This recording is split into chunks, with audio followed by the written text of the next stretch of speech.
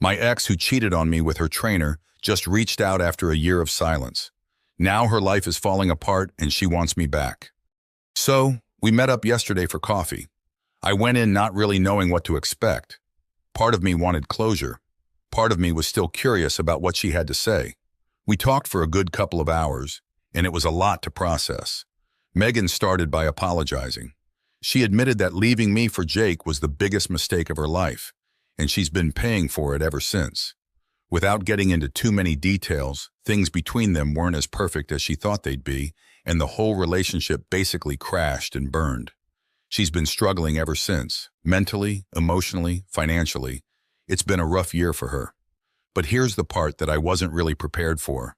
She also brought up a lot of things about our relationship that I never considered.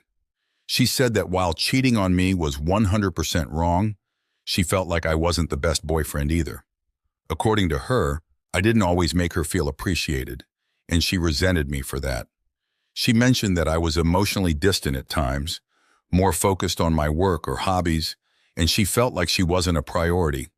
She didn't use it as an excuse, but she said that built-up resentment contributed to her being tempted by someone who made her feel wanted.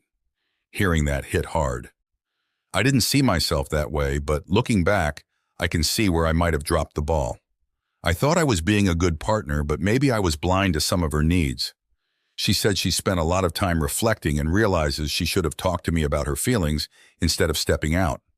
After we finished talking, she asked if we could try again. She claims she's learned from her mistakes and wants to rebuild what we had. She told me she's willing to take things slow and prove she's different now, but I'm torn. On one hand, I've done a lot of healing in the past year, and I don't know if I can or should go back. On the other hand, I can't lie. Hearing her admit her mistakes and explain her side of things made me feel something. Maybe it's closure, maybe it's sympathy, maybe it's old feelings creeping back.